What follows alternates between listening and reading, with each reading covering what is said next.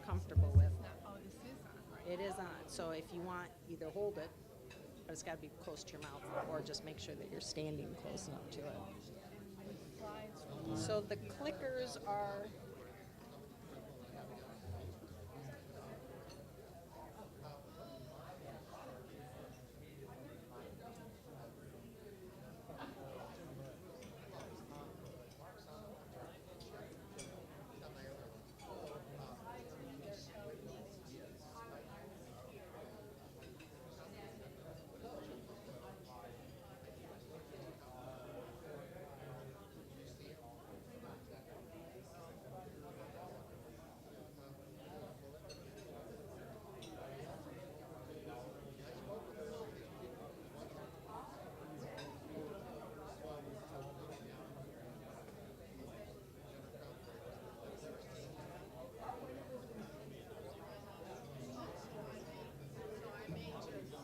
so if you then you can pick it up, you can stand over here.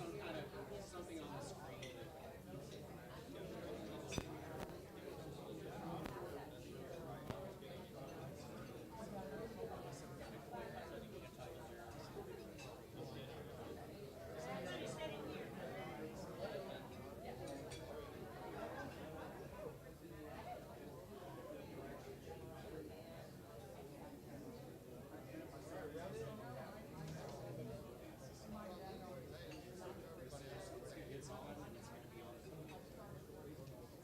I'll put it here.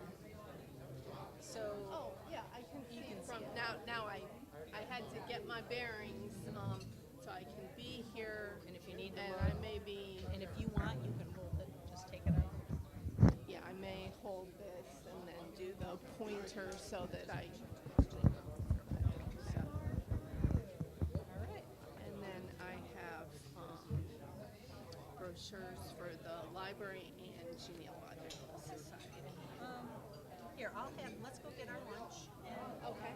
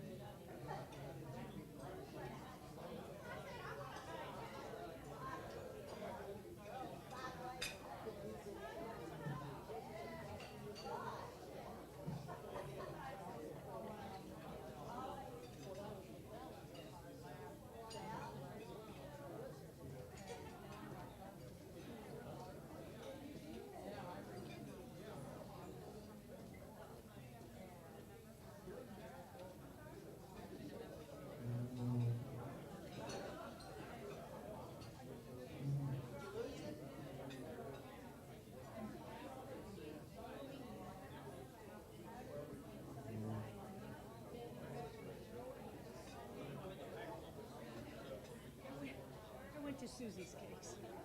Oh, that's fine. Thank you. And so I just lift the paper and so slide it back in the bag, so you can probably pick it up. So I guess we'll wait and see. He's been singing Happy Birthday because to all the birthdays. So maybe after we do that, then I'll say we just want to say special thanks to you. Because today is your birthday. She's such a good girl. Perfect. Now, And then if I you want have, to it over there too. I think she needs to come out. Okay, I'll bet you. Should I like him?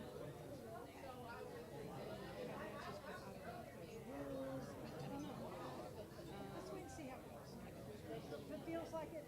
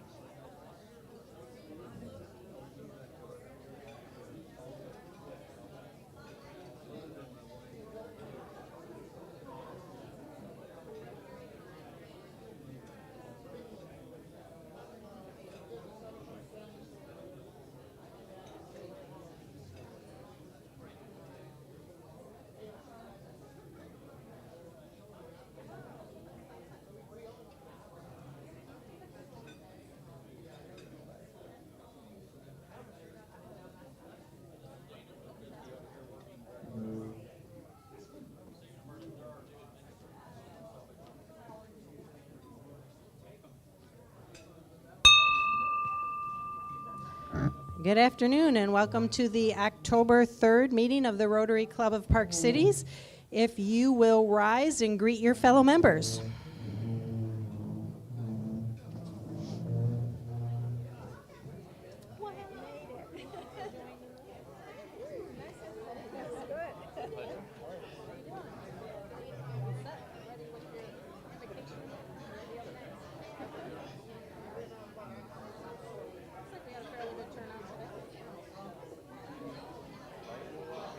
We can always do more. Yeah, there's another reserve table here. I think everyone.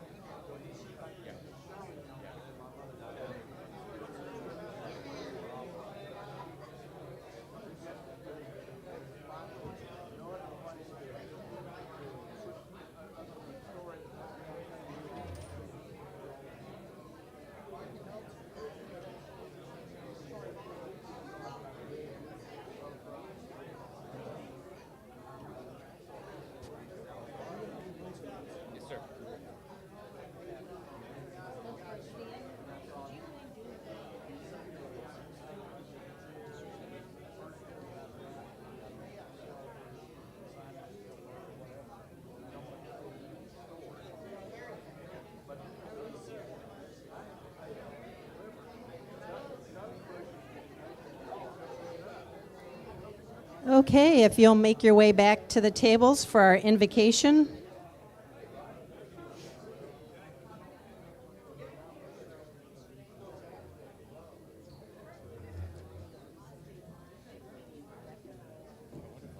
We got a happy birthday. Nice. All right. Thank you. Please remain standing. Before we begin, are there any specific prayer requests? Anyone? Mark, always have your partner in our thoughts. He passed, actually. Then we absolutely have. Yes, let's keep her. Okay. Very sorry, Mark. Heavenly Father, please bow your heads, remove any non-religious headwear. Heavenly Father, as we gather this morning in fellowship and service, we give thanks for the blessings of this fall season, the crisp air, the changing colors, and the chance to begin anew.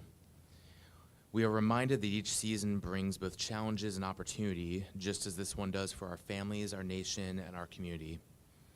Lord, in this time when our nation faces uncertainty with the government shutdown, grant wisdom to our leaders that they will put aside division and seek the common good. Let us as Rotarians be reminded that service above self is not only our motto, but our calling. We give thanks for the opportunities to serve through our club's projects this fall. May our efforts bring hope to the hungry, support to our neighbors, and joy to those who need encouragement. As football once again fills our weekends with competition and camaraderie, may we carry that same spirit of teamwork and perseverance into our daily lives, working together towards goals that matter most. Bless this meeting, our club, our community, and our country. And may we all do the pleasing in your sight. In your name we pray, amen. Amen. Please remain standing for the national anthem. Pledge allegiance, to the flag of the United States of America and to the republic for which it stands, one nation, under God, indivisible, with liberty and justice for all. And now, of course, the national anthem.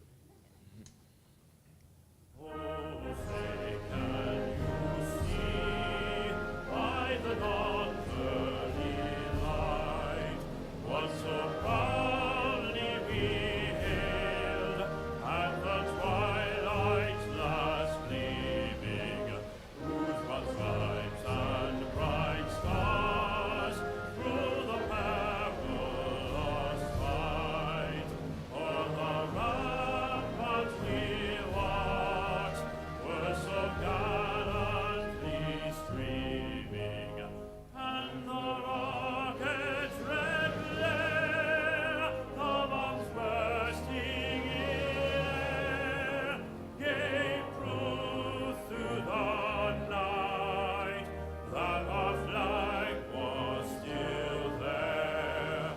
Oh, say does that star-spangled banner yet wave o'er the land of the free and the home of the brave? All right, I think we're going to move right into Happy Bucks, right?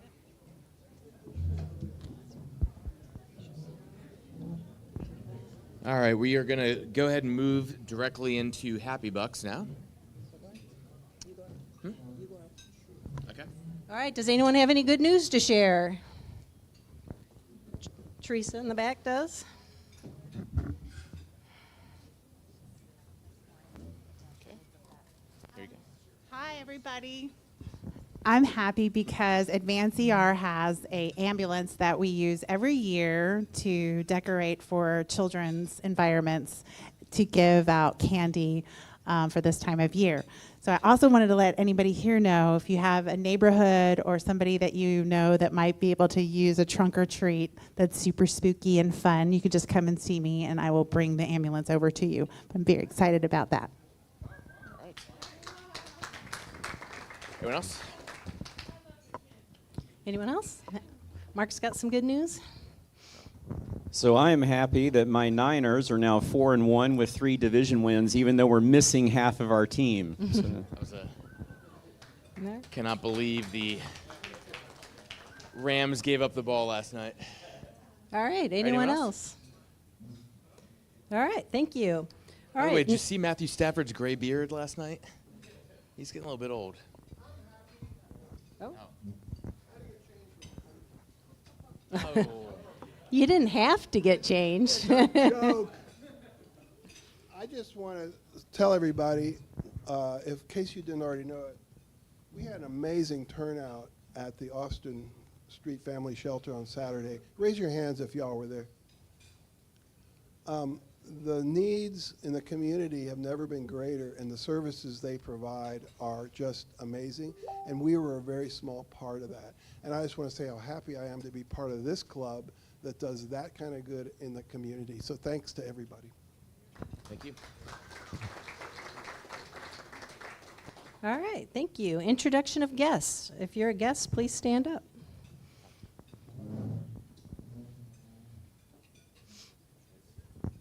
Thank you. I'm very happy and excited to introduce you to Holly Rio. Holly is the Director of Development at the Callier Center at University of Texas in Dallas and Richardson. And I asked her to give me a couple of fun facts about her so I can share with you. The first that she told me is she was a foreign service brat and grew up in Asia. So if you have any interest, ask her more about that later. She loves horses, and if you love horses, ask her about that later. And she has a collection of beautiful old clocks that don't work. Thank you. Welcome, Holly. Jack, and if you'll hand it to Teresa. I'm going to let you introduce your wonderful self. Hello, my name is Ricky Clinton Wright, and my son-in-law, David Wayaki, invited me, and he's out of town today, but I have the privilege of sitting with Teresa, and we're having a great conversation, and I'm just very glad to be here.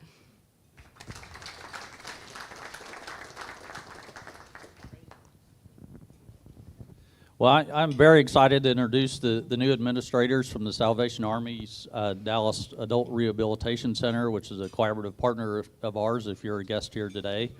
So we have Captain Bernadette Correira and Major Stephen Correira, and they have a couple kids. I wish they could have come today, but we're so glad to have you guys in the community. They're from Austin. The Major has been a Rotarian in Odessa, and so we'd like just no pressure, but we'd like to continue that process here at our club for the both of y'all. So welcome to the club today.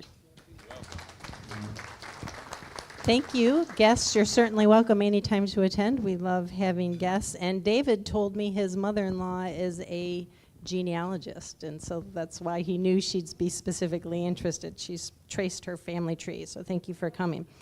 All right, Jack. Thank you, Madam President.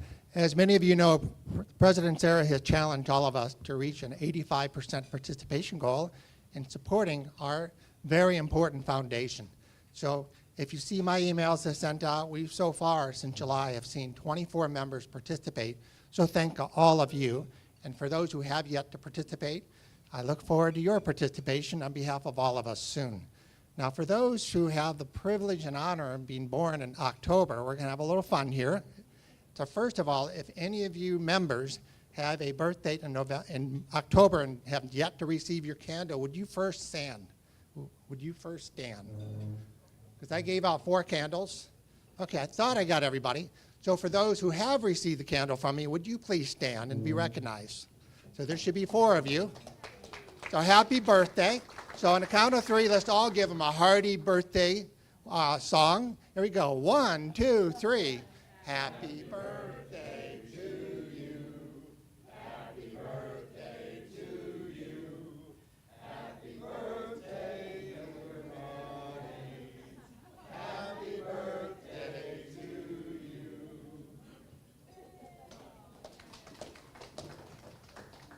Thank you, Jack. And if it's your birthday month, please celebrate by making a donation to our foundation. All right, but we have someone else. Lori, will you please come up here? Today is Lori's birthday.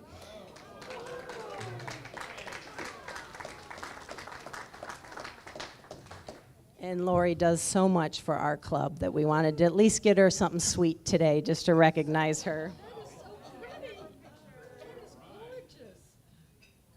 We do have a fire marshal in the house, right? Make a wish. Thank you. Thank you, everybody. That is so pretty. You made it. You ate the whole, I did. Is it the truth? We picked it up from Susie's Cakes. We did not make it. Okay. All right. Marketplace advertiser. All righty, just a little quick housekeeping. We do have plenty of marketplace advertiser spots available. If you look on the back of your hub that's on the table, you'll see our current advertisers on there, but we do have space available. And we have some new things that we're going to be doing starting this month to recognize people on our website and in social media as well. So there's some additional benefits to becoming an advertiser. Our newest advertiser, and unfortunately I don't think he's here, I knew he was traveling this week, but our newest advertiser is Jim Weichel.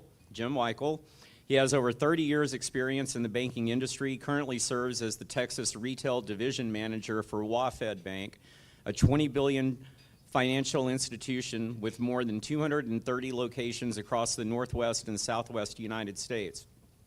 In his role, James leads and supports the success of WaFd Bank's retail locations throughout Texas. As active members of their communities, WaFd truly invest in clients like you, delivering simple, straightforward banking solutions to help you make the most of your money. Jim has been actively involved with MetroQuest Chamber of Commerce for over a decade, including serving as the former chair of the board. In recognition of his community contributions, he was actually named Citizen of the Year by MetroQuest Chamber in 2022. So if you didn't know that about him, that's a great accolade. His deep commitment to the community is evident through his board memberships with Carrollton Farmers Branch ISD, Education Foundation, MetroCrest Chamber of Commerce, and MetroCrest Services. We all know he's a dedicated volunteer in our own club. He also, with North Texas Food Bank, Meals on Wheels, he also participates in Big Brothers and Sisters as well. So he's really involved. His passion lies in helping others through financial literacy, education, mentorship, and community service. So please help me thank Jim Weichel and WaFd for their support of our club. All right, now we're going to see if we have a lucky winner today. We're ready for our raffle drawing. And Sue, we ask our speaker if you'll draw the winning A ticket and hand it to Patty, and then I'll announce the number. Thank you.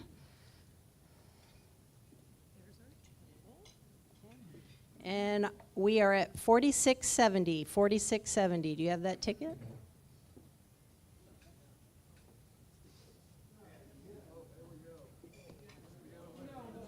I feel like we see you up here pretty frequently, Jim. I don't know how that happens. All right. We are at $522.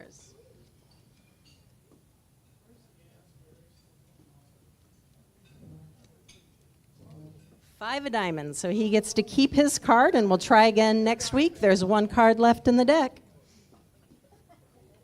1 less card left in the deck, not 1. All right, so now Renee, we have a new member's speech. Renee, there she is. Renee's going to tell us a little bit about herself.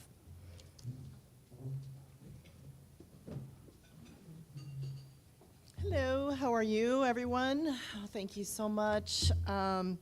It's such a joy. I wrote some notes for myself so I wouldn't forget everything, but it is such a joy to be standing here with you guys today and say officially, I am back. I don't know how many times I've said that already over the last month or so, but I'm back. Rotary has been a very important part of my life for many, many years. In fact, I was just talking to Rick that I think I'm actually celebrating 20 years this year as a Rotarian. I first joined the El Paso Rotary Club, where I had the privilege there to be the PR director. I worked at a TV station, so it was sort of a natural role for me to move into. I also co-chaired the Wild West Wine Fest, which was a big fundraiser that we did to raise money for the Children's Hospital. It's still going on today. It's now called the El Paso Wine Fest, but we kicked it off, and it was just a great experience and event. During that time, that tenure that I had there, I did receive the Service Above Self Award, which was a humbling reminder of why we all do this work. My daughter even went to HEITKAMP, and then she started her Interact Club at her high school her senior year, and then she also participated in the Rotaract at UNT in Denton.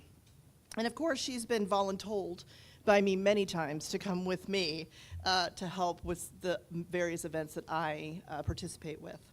So I will just say that Rotary has touched my family in more ways than one. Later, I became a Paul Harris Fellow and member of the Midland Rotary Club before making my way here to Park Cities over 8 years ago. Over the years, I have loved jumping into help with all the projects like our 4th of July parade, Dentistry with a Heart, and of course, the North Texas Packing Day.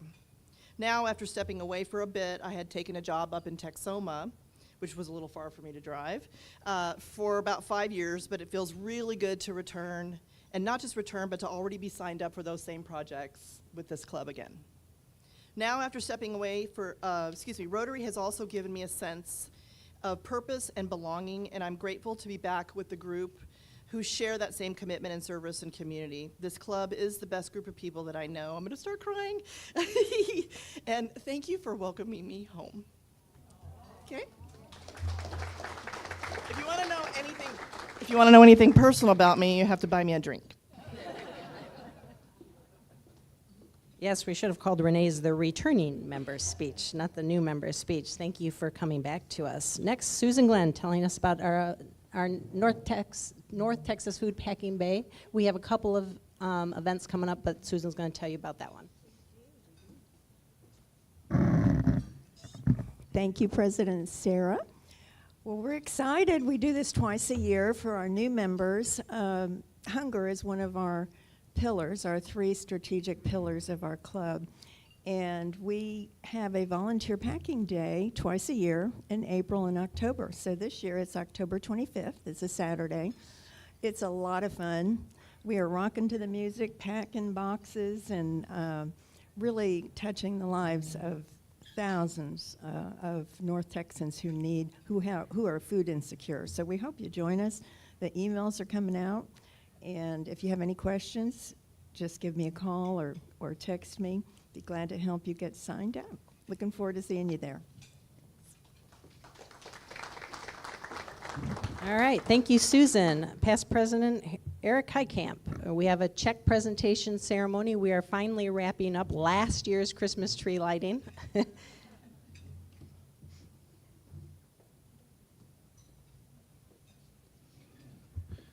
Thank you, President Sarah. Maybe we should have included interest in there. You know, we're a little late on the check. So, you know, we're so thrilled to present you with this check. You know, the Salvation Army has been a collaborative partner of ours for a number of years. Just an extremely great organization, and we're so glad to be a part of it. And the funds we raised here, you guys already have the check, but you already have the check. But yeah, so this is from our tree lighting, which we have every year. We have our parade in the summer, then our anchor event over the holidays at Centennial Park. And so we'd like to present you with this check for $1,500 to the A.R.C. And thank you so much. Did you get the picture, Teresa? Okay. We're very happy to have representatives from the Salvation Army here in recognition of this gift from our club to Salvation Army. Thank you.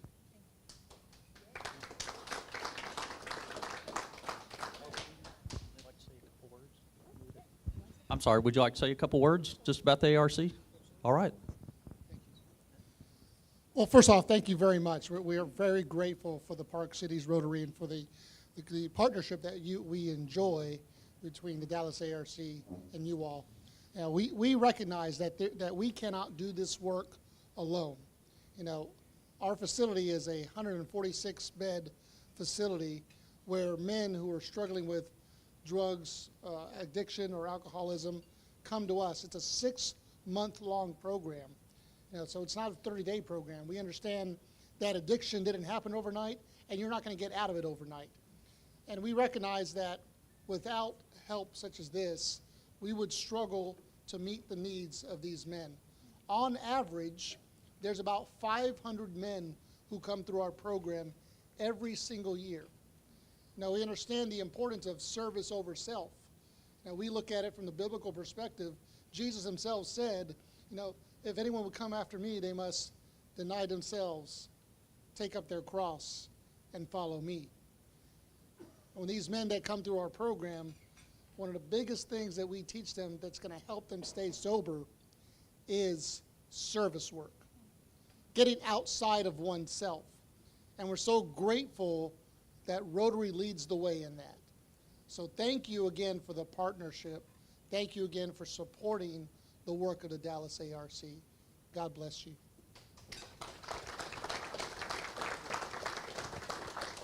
Thank you, and we value our partnership with the Salvation Army, and we agree that service is a great way to develop character and keep everyone on the right track.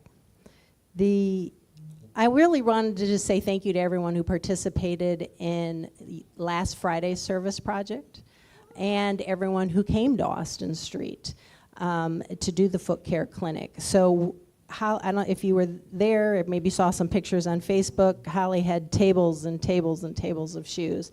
And I think at the conclusion of it, maybe we had 3 pairs of women's shoes left over and maybe 7-ish men's shoes left over. So that gives you an idea of how many people came through.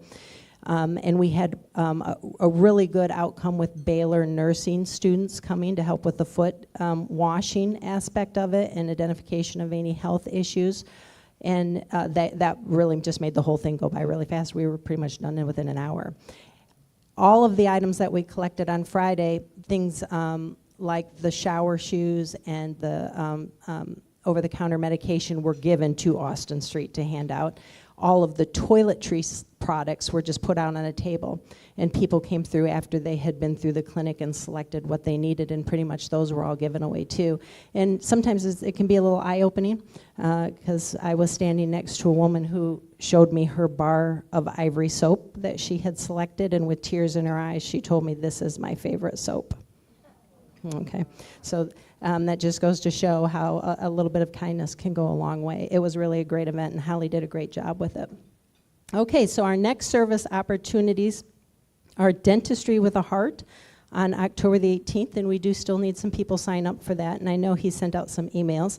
And then, as Susan just said, North Texas Food Bank Packing Day is on the 25th. And we are currently at 76% participation for our service project. So good job, y'all. So we have a goal of getting 85% of our members to participate in at least one. So we're doing well on that. We're right on time, and we can probably pick up the rest if you sign up for the next 2 service projects. All right, we have some upcoming fun opportunities on October the 23rd, Cafe Momentum. It's a tour of the restaurant. It starts at 5:30, and they're giving us a special tour because last year they did receive funds from our foundation, and it will be followed with a meal that begins at 6, and Siobhan will be sending something out for that. And you do need to RSVP because they have to know how many people are coming for the meal prep. There will be a fee for the meal that should be included in the email. And then on Sunday, November the 9th, we have a tour of the National Medal of Honor Museum, and that's the Sunday after Veterans Day. So the next is our speaker. And so Sue, if you will make your way up here. And just so you know, Susan Grover Lee is actually a friend of Valerie Palin. And I tried to get her to come today, but she had a conflict. It would have been nice to see Valerie again. You all remember Valerie was a member of our club. Susan Grover Lee is a project management professional with more than 25 years of experience in the telecommunication industry, where she led leadership roles in marketing, product management, operations, and supply chain. But she is an individual with a passion for genealogists, and she's here today representing the Dallas Genealogical Society. As a personal note, I'm an estate planning attorney, and every once in a while someone has a clause in their will that says, if I give all of this to so-and-so, and if they survive me, I give everything to my heirs at law. And this last November, we had one of those heirs at law, and they died. Their spouse predeceased them. They did not have children. They were an only child, so we were back into the mid-1800s tracking people down. And so I thought, selfishly, that we needed to get a genealogist in here so I could learn some tricks, add some tools to my own tool bag when we're trying to find people for probates to give money to. So if you will please join me in welcoming Sue Gover Lee.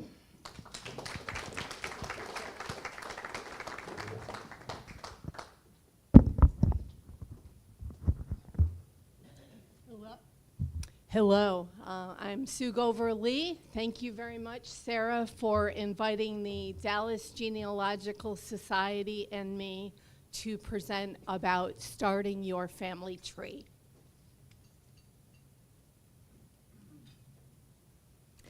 I've been researching my family offline and online for many years. My family came to the United States in the mid-1600s to mid-1800s, primarily from England, Scotland, and Wales. I currently research northeastern Canada and several United States. I would like to ask a quick show of hands because I know there are at least 2 or 3 people interested in family history and genealogy in the audience. Who has dabbled in family research history in any way? Okay, I'm talking to the right group. That's good to hear.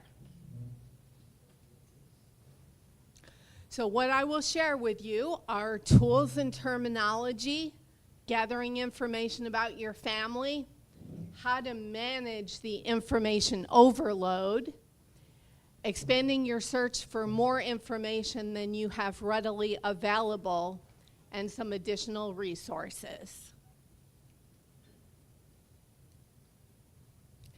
You definitely need to have tools handy. A pedigree chart is one of them.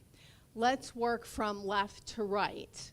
The first column on the left is you and your basic information, birth, marriage, and so forth.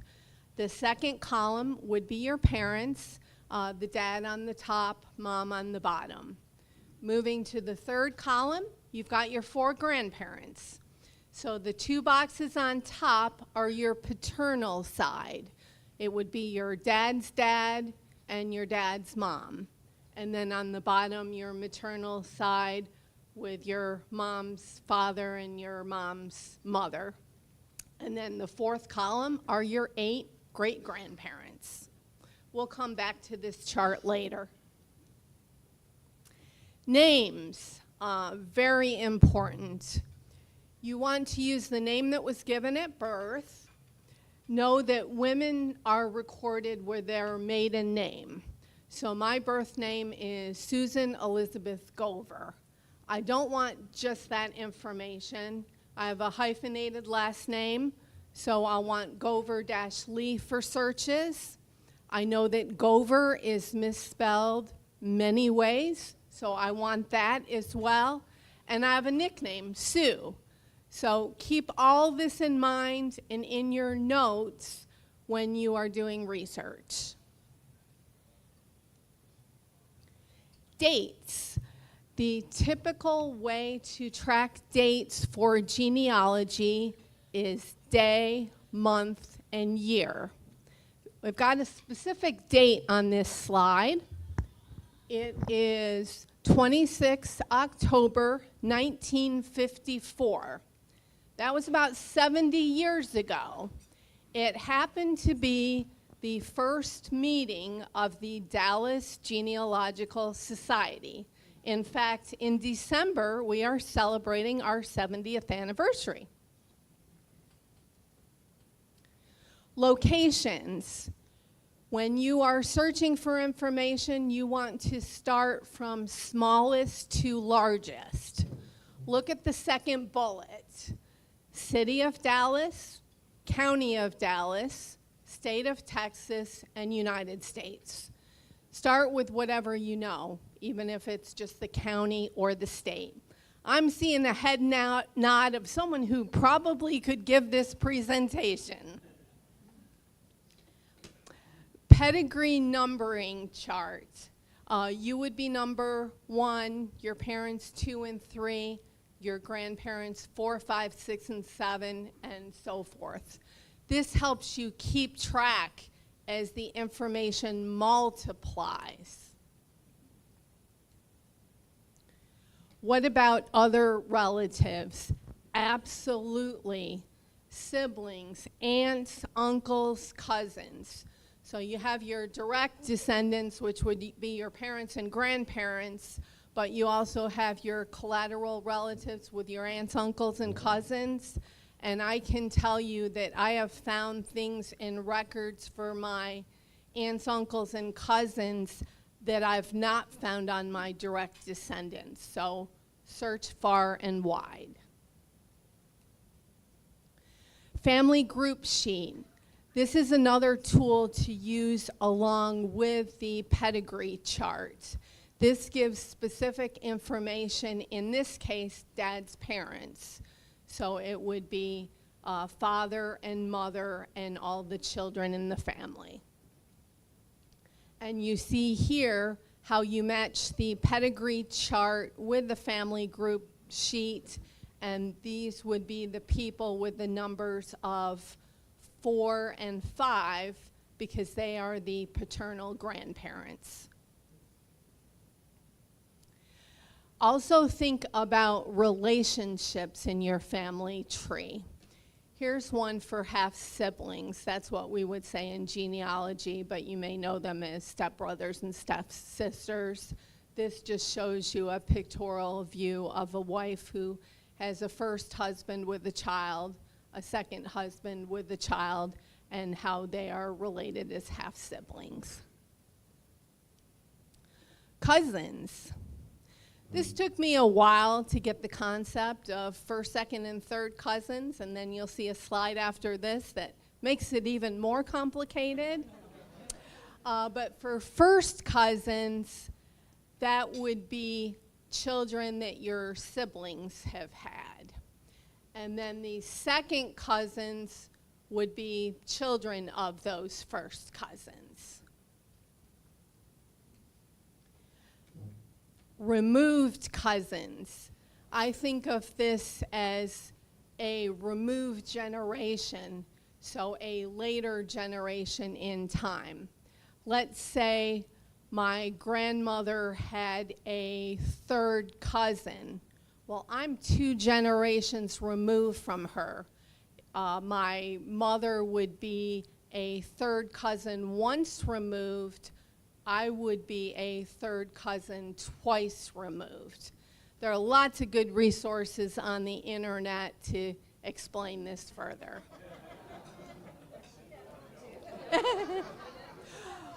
Well, it's not a DNA talk today. For DNA, it's very helpful.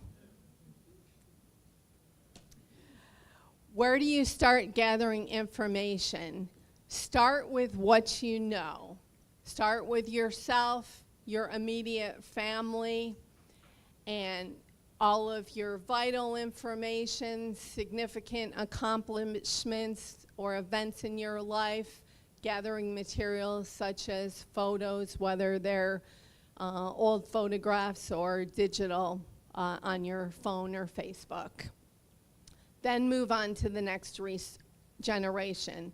It's very helpful moving from 2025 step by step all the way back to the 1900s and the 1800s, because it gives you hints as you keep researching back farther. Basic information, it's called vital records or BMDs, which are birth, marriage, and death records. You want to include everything you know. It will help you with searches for additional records. It will help you verify that the information is correct about the particular person or family. Do expect to have blanks or questions. This helps you to know what your research plan is. When Sarah mentioned the research she was doing in the office, I did something like that recently, but it was a repatriation case. You're going to have question marks, and you just need to methodically go through that. Managing your information. Determine how you're going to record and manage everything. You may be doing pieces of paper. You may be using the notepad on your smartphone. At a certain point, that is going to get overwhelming. So look toward, some sort of spreadsheet, table. We'll look at some options. So your tree, you can start on paper just so that you say, I'm getting started, but then consider going into the cloud or on the personal computer. On paper, as I mentioned, easy to start, portable. If you're at the Thanksgiving dinner table, it's right there with you. Cons, a large tree, it's impossible to do it that way alone. Granted, I have things from both sets of grandparents and parents that were on paper because there were no computers, but I'm trying to change that with digitizing and having everything electronically.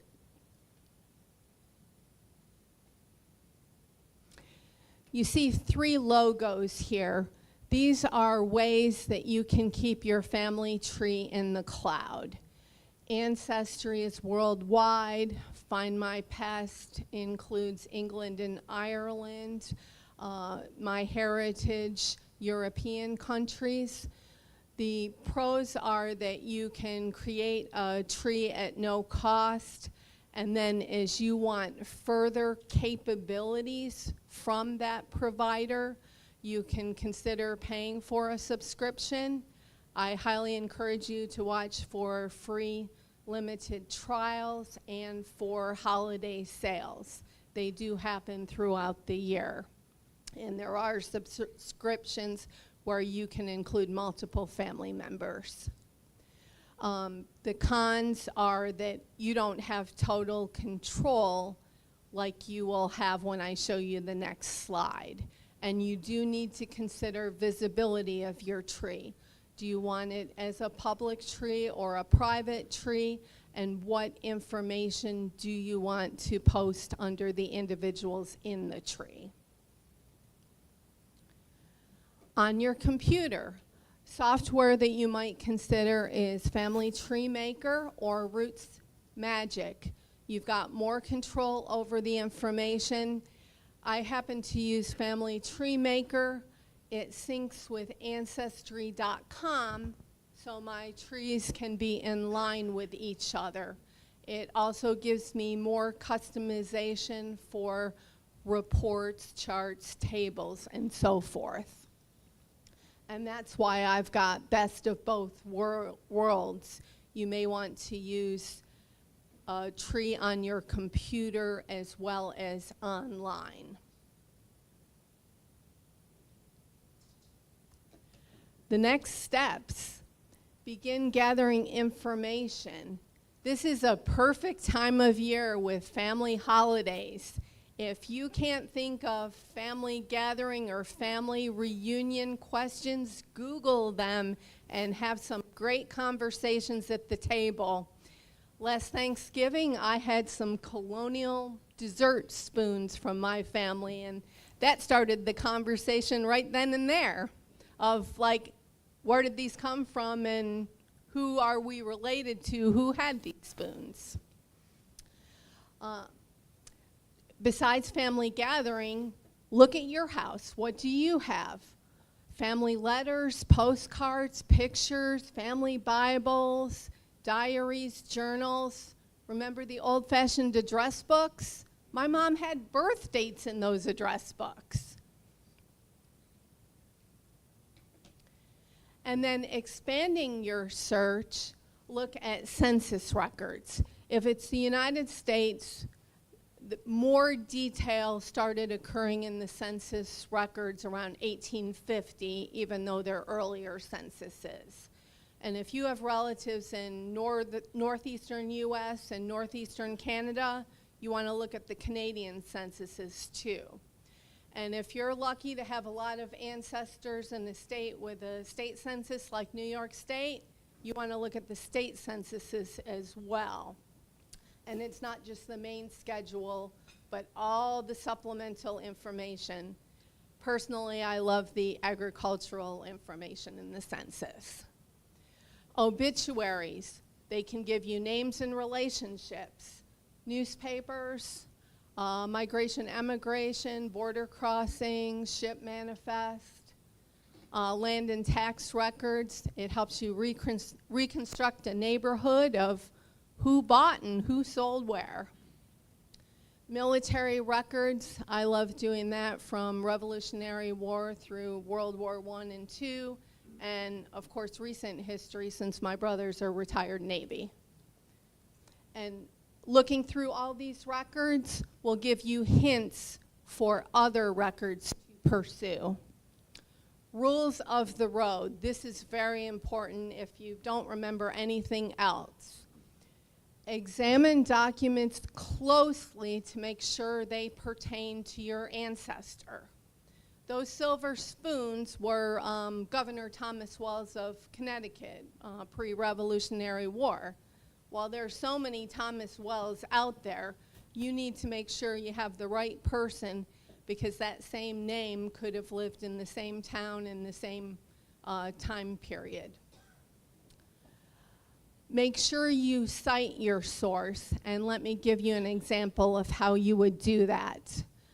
The document for me could be the 1950 census, town of Scriba, Oswego County, New York State. Where I found the document could be Ancestry.com, and record when I found it. It could be today, October 3rd, 2025. You want to make sure that people looking at your work can duplicate your work.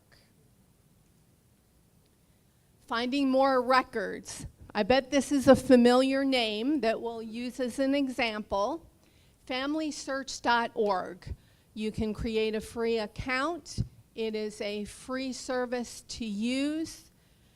The one thing to know about Family Search is it is a crowdsourced tree. It's a global or universal tree where people can view, add, delete, and change information in the tree.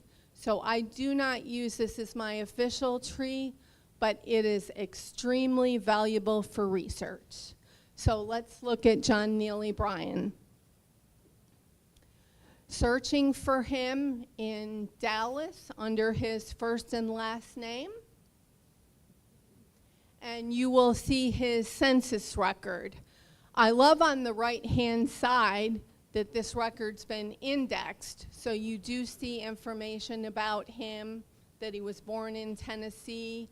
You see who else was living in the household.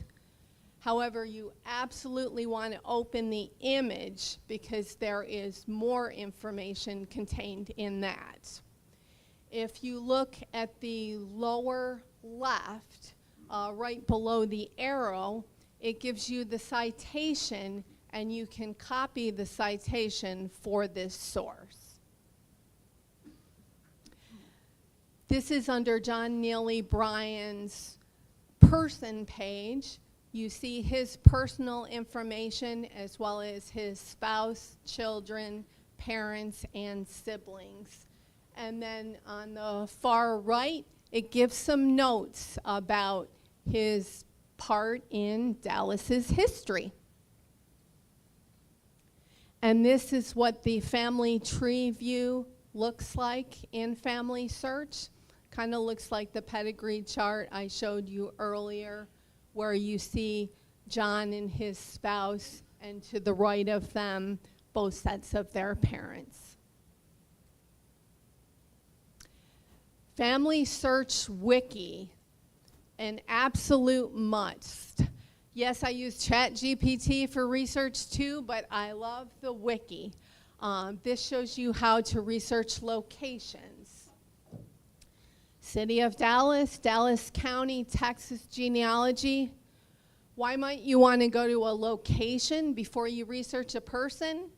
Well, if you know a person lived in Dallas in the late 1800s, you want to know when, where, and how to get the different records. This wiki will help identify archives, repositories, and courthouses and so forth for you. This is only, 20, 30 minutes today. If you want to dive into genealogy more, you can use the Family Search Wiki for that as well, whether it's reading or listening to quick videos or webinars. Additional resources. DNA is a topic in and of itself. You will see on the tables there is a small card with a DNA seminar coming up at the end of October. I encourage you to sign up for that if you are interested. I also have information related to the Dallas Genealogical Society. I have the brochure, and on the back there is an email address to contact us for more information and or get on our mailing list. We have monthly meetings, special interest groups, and seminars. In fact, tomorrow, October 4th, available both in person at the downtown Dallas Public Library. We meet on the 7th floor, the collection's on the 8th floor. We have a meeting at 11 o'clock, and our speaker is helping us to research courthouse records. The 2025 seminars, we've got 3 of them coming up besides DNA. We've got one on German genealogy and military research. And the Dallas Public Library. So not only would I love to have you go to the Dallas Genealogical Society website and poke around at that, I would love you to go to the Dallas Library website. Look at the left navigation bar. There is so much there. I'm not sure if you realize that we are in the backyard of one of the top 10 public library genealogy sections. I spend a lot of time there because the resources are fantastic. For events, their next librarian-hosted event will be on Wednesday from 2 to 3 p.m. It is for family history research in languages you don't know. And that can be Zoom or in person. And you see they have a veterans oral history project as well. You can listen to some of those videos online. They also have a digitization lab, and I am currently in the middle of digitizing many of my grandmother's slides there. If I had a second item for you to remember before you leave here today, it would be to preserve your story. If you think about records that are available, the latest census available to us is 1950. Well, I was born after that, and the census is not going to be around for me for a while. So I need to organize my letters and documents and have everything in order for the more recent history as well. Where it says label pictures on the back, I had some relatives in soft pencil who did that. Well, remember, we've got smartphones and metadata, but maybe we could have more information in that metadata so people looking at those photos years from now could know more quickly who is who. Preserve your story, write about your life, make video or audio recordings. I have college students, they love my videos. They'd much rather watch my 10-minute video than read my 5-page family story. So consider who your audience is. And then these are some ideas for your Thanksgiving dinner table conversation, you know, talking about parents and siblings. And my favorite thing is Gmails with my aunt who lives in Orlando. I keep asking her questions about what happened way back when, and her memory is amazing, so I am appreciating learning so much more from her. With that, I thank you for embarking on your family history or continuing your efforts.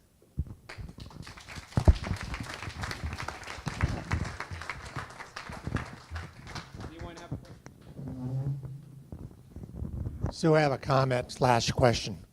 Other resources. I'm a member of Sons of the American Revolution. My wife's a member of Daughters of the American Revolution. That's another source to go to. They would be happy to help anybody who's interested, knowing better about their past, see if they would qualify. The other one is Church of Latter-day Saints. What's your experience with Church of Latter-day Saints and SARDAR?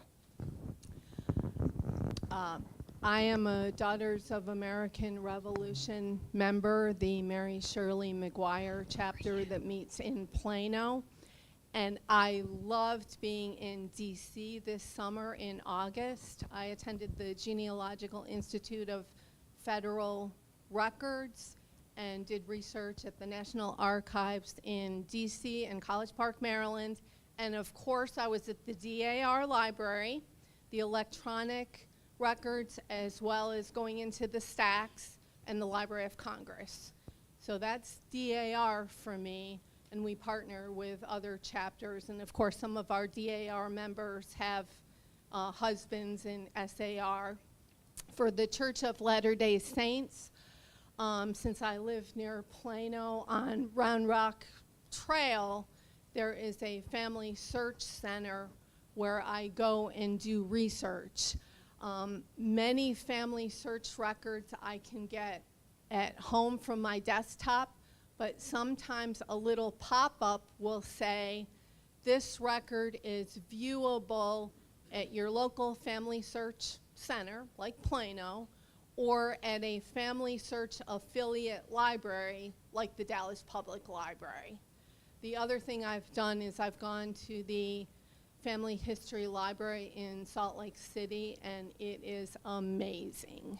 But thank you very much for putting in a plug for DAR and SAR.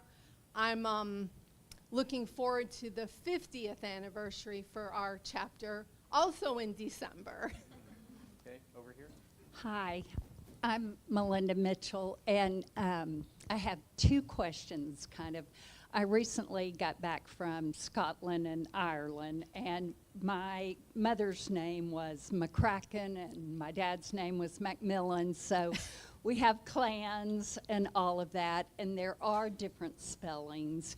And so, I mean, first of all, that's daunting because, you know, it would be hard to find exactly the right clan.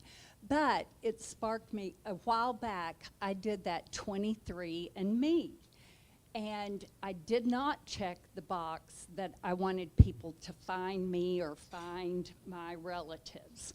So I came back to it, and all of a sudden that scared me because I've been on Match.com, and you know, you do truth finders, and then people can find out all this information about you. And just like you had up there, you know, you can see all the information on people. And how do you protect yourself when you're doing these searches and people are doing them on you? So that is my question. I would love to find my relatives, but I don't want people finding out how much I paid on a house and where my kids are and all that. And so what do you do? Whenever I use a genealogy website, I go to the settings and determine what I want to share versus not. And there are many things I have at home on my computer that are not posted to the cloud. I think your question really goes beyond genealogy because of so much of our information discoverable out there. Facebook is just one place where you can scroll and learn quite a bit. So it's consciously thinking of what you are posting, when and where. The question you didn't ask about your Scottish relatives, it's McPherson and McGill for me. I suggest being part of a genealogy community, because it's great to toss out ideas and questions to people, and it'll help you if you're trying to research those family lines, because that's almost like researching Smith. Okay, one more. Herb gets the last question. Well, thank you so much for being here. This is very interesting. I didn't realize that military records were public information. How do you access them? Okay, there are various ways. Fold 3 is one of them. There is also Reclaim the Records, which is the Burroughs database. So if I were to go to Fold 3, I could put my grandfather or great-grandfather's name in there, and it would identify which conflict he served in and the time period he served in. Many libraries have access to Fold 3 for free using your library card, but I would start with Fold 3. You can find Revolutionary, Civil War, World War I, World War II. I'm seeing a head nod, so sounds like you've used it as well, probably with your SAR applications. FOLD3.com. It's got like red bars for the logo. Well, thank you, Sue.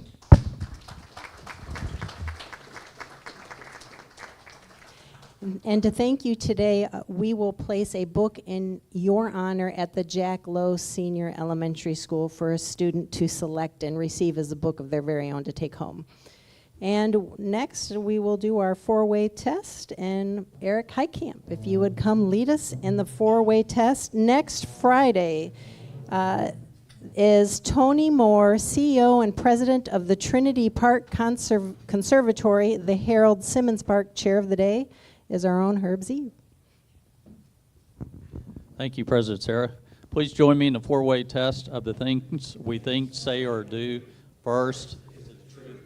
Second, is it fair to all concerned? Third, will it build goodwill and better friendships? Fourth, will it be beneficial to all concerned? I wanted to do that.